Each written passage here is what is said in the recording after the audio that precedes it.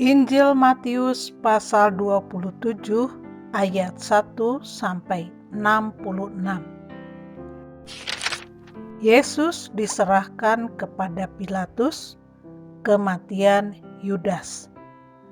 Ketika hari mulai siang, semua imam kepala dan tua-tua bangsa Yahudi berkumpul dan mengambil keputusan untuk membunuh Yesus. Mereka membelenggu dia, lalu membawanya dan menyerahkannya kepada Pilatus, wali negeri itu. Pada waktu Yudas yang menyerahkan dia melihat bahwa Yesus telah dijatuhi hukuman mati, menyesallah ia. Lalu ia mengembalikan uang yang 30 perak itu kepada imam-imam kepala dan tua-tua dan berkata, "Aku telah berdosa karena menyerahkan darah orang yang tak bersalah." Tetapi jawab mereka, "Apa urusan kami dengan itu? Itu urusanmu sendiri." Maka ia pun melemparkan uang perak itu ke dalam bait suci, lalu pergi dari situ dan menggantung diri. Imam-imam kepala mengambil uang perak itu dan berkata, "Tidak diperbolehkan memasukkan uang ini ke dalam peti persembahan, sebab ini uang darah." Sesudah berunding, mereka membeli dengan uang itu tanah yang disebut tanah tukang periuk untuk dijadikan tempat pekuburan orang asing. Itulah sebabnya tanah itu sampai pada hari ini disebut tanah darah. Dengan demikian, genaplah firman yang disampaikan oleh Nabi Yeremia. Mereka menerima 30 uang perak, yaitu harga yang ditetapkan untuk seorang menurut penilaian yang berlaku di antara orang Israel. Dan mereka memberikan uang itu untuk tanah tukang periuk, seperti yang dipesankan Tuhan kepadaku. Yesus di hadapan Pilatus. Lalu Yesus dihadapkan kepada wali negeri, dan wali negeri bertanya kepadanya, "Engkaukah raja orang Yahudi?" Jawab Yesus, "Engkau sendiri mengatakannya." Tetapi atas tuduhan yang diajukan imam-imam kepala dan tua-tua terhadap dia, ia tidak memberi jawab apapun. Maka kata Pilatus kepadanya, "Tidakkah engkau dengar betapa banyaknya tuduhan saksi-saksi ini terhadap engkau?" Tetapi ia tidak menjawab suatu kata pun, sehingga wali negeri itu sangat heran. Telah menjadi kebiasaan bagi wali negeri untuk membebaskan satu orang hukuman pada tiap-tiap hari raya itu atas pilihan orang banyak. Dan pada waktu itu ada dalam penjara seorang yang terkenal kejahatannya yang bernama Yesus Barabas. Karena mereka sudah berkumpul di sana, Pilatus berkata kepada mereka, "Siapa yang kamu kehendaki kubebaskan bagimu? Yesus Barabas atau Yesus yang disebut Kristus?" Ia memang mengetahui bahwa mereka telah menyerahkan Yesus karena dengki. Ketika Pilatus sedang duduk di kursi pengadilan, istrinya mengirim pesan kepadanya, "Jangan engkau mencampuri perkara orang benar itu, sebab Karena dia, aku sangat menderita dalam mimpi tadi malam. Tetapi oleh hasutan imam-imam kepala dan tua-tua, orang banyak bertekad untuk meminta supaya Barabas dibebaskan dan Yesus dihukum mati. Wali negeri menjawab dan berkata kepada mereka, "Siapa di antara kedua orang itu yang kamu kehendaki kubebaskan bagimu?" Kata mereka, "Barabas!" Kata Pilatus kepada mereka, "Jika begitu, apakah yang harus kuperbuat dengan Yesus yang disebut Kristus?" Mereka semua berseru, "Ia harus disalibkan," katanya.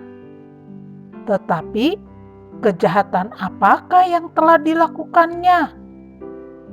Namun mereka makin keras berteriak, "Ia harus disalibkan!"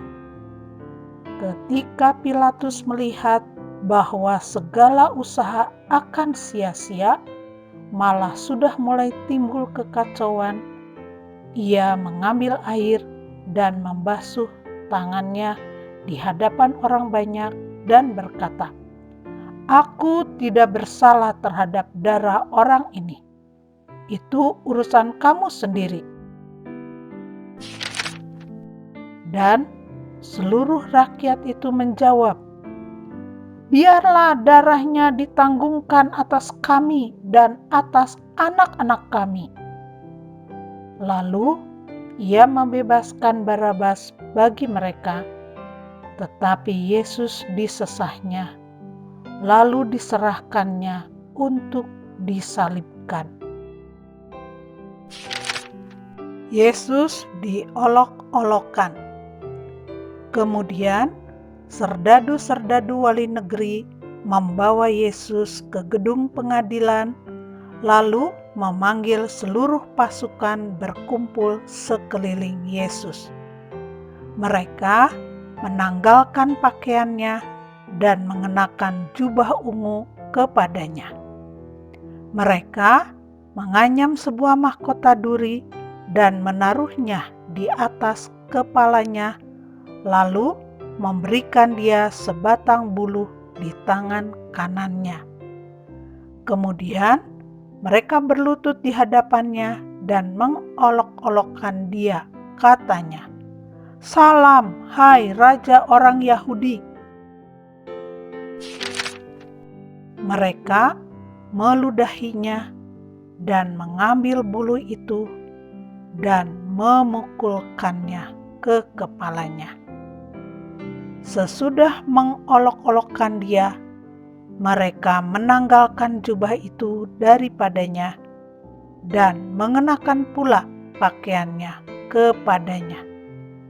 Kemudian mereka membawa dia keluar untuk disalibkan.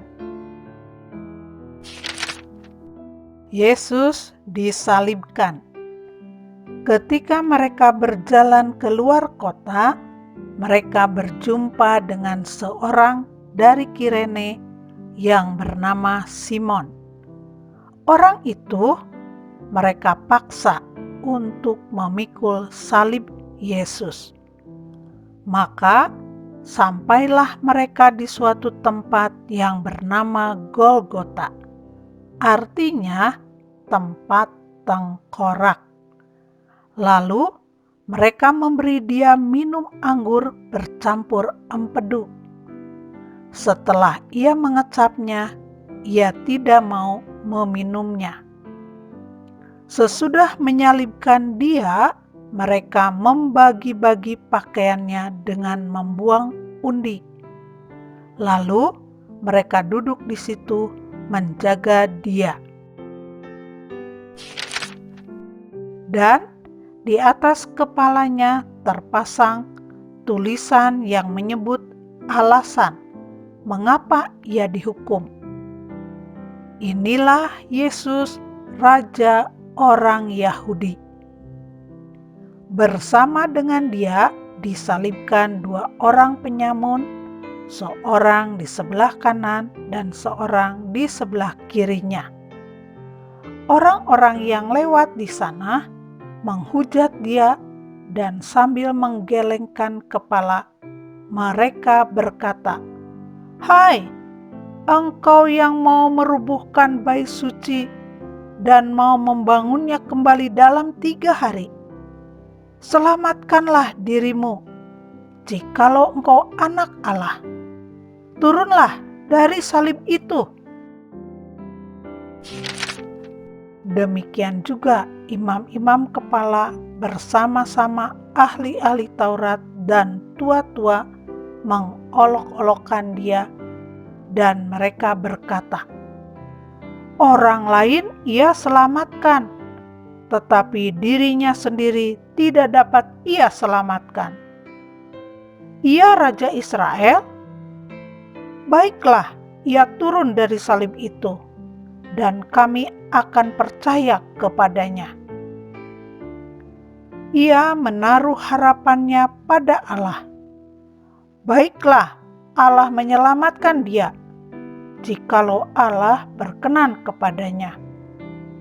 Karena ia telah berkata, 'Aku adalah anak Allah.'" Bahkan penyamun-penyamun yang disalibkan bersama-sama dengan dia mencelanya demikian juga. Yesus mati. Mulai dari jam 12, kegelapan meliputi seluruh daerah itu sampai jam 3. Kira-kira jam 3, berserulah Yesus dengan suara nyaring, "Eli, Eli, lama sabachthani."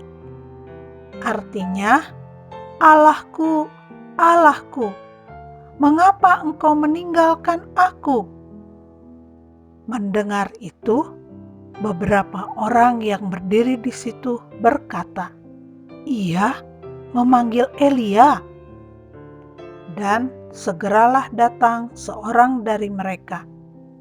Ia mengambil bunga karang, mencelupkannya ke dalam anggur asam, lalu mencucukkannya pada sebatang buluh dan memberi Yesus minum. Tetapi orang-orang lain berkata, "Jangan, baiklah kita lihat, apakah Elia datang untuk menyelamatkan dia?" Yesus berseru pula dengan suara nyaring, lalu menyerahkan nyawanya.